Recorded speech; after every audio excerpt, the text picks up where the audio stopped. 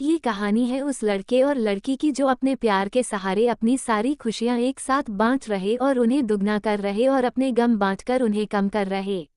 इस कहानी में अनिरुद्ध नाम का लड़का है और प्रिया नाम की एक लड़की है। अनिरुद्ध बड़ा ही सीधा साधा लड़का है। अनिरुद्ध के लिए उसका परिवार ही सब कुछ है। अनिरुद्ध अपने परिवार के लिए कुछ भी कर सकता है, इसलिए वह दिन रात मेहनत करता है और दिन रात मन लगाकर पढ़ाई करता है, साथ ही साथ कुछ काम करता है जिसे कुछ पैसे कमा सके। अनिरुद्ध दिन रात इसलिए मेहनत करता है ताकि वह पढ़ लिख कर कुछ कर सके, बड़ा आदमी बन सके और अपने परिवार का नाम रोशन करे। अनिरुद्ध की यही ख्वाहिश थी कि अपने माँ बाप को वह खुशी दे सके जिसके वह हकदार है।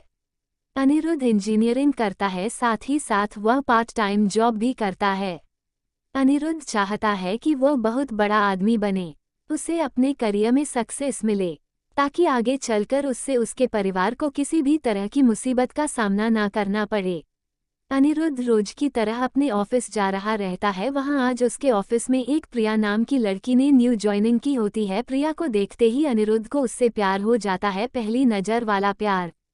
प्रिया भी अनिरुद्ध की तरह ही सीधी सादी लड़की होती है जिसके लिए उसका परिवार और उसका फ्यूचर ही सब कुछ है। वह अपने माँ बाप का हाथ बटाने के लिए पढ़ाई के साथ साथ पार्ट टाइम जॉब भी करती हैं।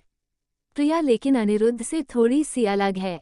अनिरुद्ध अपने माँ बाप के कहने पर चलता है, जैसा वह कहते हैं वो वैसे ही करता है, लेकिन प्रिया अपने सपनों को जीना चाहती है। वह अपने सपने पूरे करना चाहती है, उसका जो दिल चाहता है वह वही करती है। उसने कभी दुनिया की फिक्र नहीं की, लेकिन उसके परिवार की पुरानी सोच उसके सपनों के आड़े आ गई, इसलिए प्रिया अपने सपने अब तक जी नहीं पा रही थी।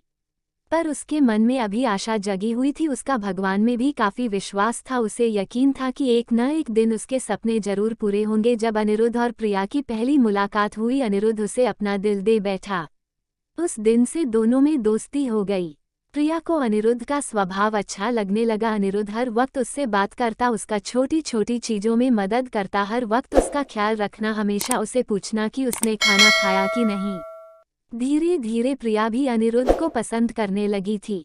फिर एक दिन अनिरुद्ध ने प्रिया से अपने प्यार का इजहार किया और प्रिया ने भी हाँ कह दी, क्योंकि प्रिया को भी प्यार चाहिए था। वो हमेशा अकेली थी, अंदर से उसे कभी इतना प्यार नहीं मिला किसी से, और ना ही किसी ने कभी उसकी परवाह की। अनिरुद्ध का ऐसा स्वभाव, प्यार भरा और परवाह करने वाला देखकर प्रिया ने उसके प्यार को कबूल किया और अपने प्यार का भी इजहार किया। इसी तरह दोनों एक साथ घूमते मिलते, एक दूसरे से बातें करते और अपने प्यार के खुशियों के पल समेटते रहे।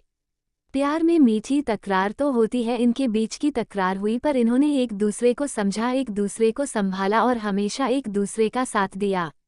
अनिरुद्ध और प्रिया दोनों एक साथ कॉलेज जाते हैं, एक साथ काम पर जाते, जहां जाते हैं हमेशा एक दूसरे के साथ रहते। इसी तरह खट्टी मीठी यादों के साथ दोनों ने एक साथ 4 साल गुजारे। साथ ही साथ प्रिया इंजीनियर बन गया, जिसकी काफ़ी अच्छी नौकरी है, और प्रिया भी एक राइटर बन गई। साथ ही साथ वह अच्छा गाना भी गाती है। अनिरुद्ध ने उसका सपना भी पूरा करने में मदद की, गाना गाने का और अपनी आवाज़ को लोगों तक पहुंचाने का। इतना समय साथ गुजारने के बाद दोनों के बीच में प्यार बहुत गहरा हो गया। दोनों एक दूसरे के बिना अब जी नहीं सकते थे। दोनों एक दूसरे के दिल की धड़कन बन चुके थे। दोनों ने सोचा कि वह अब अपने अपने परिवार वालों को उनके रिश्ते के बारे में बताएंगे। जब दोनों ने यह बात अपने घर में बताई, तब दोनों के ही परिवार वालों ने इस रिश्ते से इनकार कर दिया। इनके दोनों एक कास्ट के नहीं थे, दोनों अलग अलग कास्ट के थे। उनके परिवार वालों को यह मंजूर नहीं था कि उनके बच्चे उनके खिलाफ जाकर, बिरादरी के खिलाफ जाकर, अपनी कास्ट के खिलाफ जाकर किसी और से शादी करें। उन दोनों के परिवार वालों ने उनका मिलना, फ़ोन पे बात करना सब बंद करा दिया। दोनों एक दूसरे के बिना रह नहीं पा रहे थे, दोनों एक दूसरे की याद में तड़प रहे थे, दोनों एक दूसरे को मिलने के लिए बेचैन थी। अनिरुद्ध जो अपने परिवार की इतनी इज्जत करता है, उनके लिए कुछ भी कर सकता है, उन्हें कभी दुखी नहीं देख सकत। अपने परिवार की खातिर उसने प्रिया को भूलने का फैसला कर लिया। प्रिया को अपने प्यार और भगवान पे पूरा भरोसा था। उससे यकीन था कि वह एक न एक दिन जरूर अनिरुद्ध के साथ होगी, इसलिए उसने कभी हिम्मत नहीं हारी। उसने बहुत कुछ किया अनिरुद्ध को पाने के लिए। रोज सुबह शाम वो भगवान से प्रार्थना करती, रोज अपने माँ बाप से कहती कि उसने कभी भी उनकी कोई बात नहीं टाली, किसी चीज़ के लिए उसने ना नहीं कहा। बस अपनी जिंदगी का फैसला वो खुद करना चाहती थी, क्योंकि वो जानती थी कि उसकी खुशी अनिरुद्ध के साथ है और कि सके साथ नहीं। प्रिया अकेले ही अपने प्यार के लिए लड़ी, उम्मीद कायम रखी, भगवान पे भरोसा रखा और एक दिन उसके परिवार वाले मान गए। काफ़ी कुछ प्रिया ने सहा, काफ़ी गिले शिकवे हुए, नाराज़गी हुई, लेकिन आखिर में सच्चे प्यार की जीत हुई। किसी तरह अनिरुद्ध को भी प्रिया ने मान लिया उन दोनों के प्यार के वास्ते, और उनके साथ को देखकर उनके परिवार वाले राज़ी हो गए इस रिश्ते के लिए।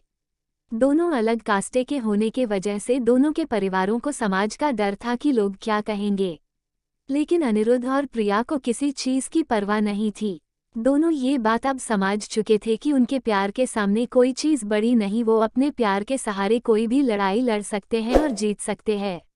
आज के ज़माने में कुछ लोग ऐसे भी हैं जो अब भी जात पात ऊंच नीच को मानते हैं, पर इस कहानी से हमें यही सीखने मिलता है कि प्यार की कोई जात नहीं होती, प्यार का कोई धर्म नहीं होता, प्यार तो प्यार होता है जिसके सहारे ज़िंदगी खुशी से जी सकते हैं।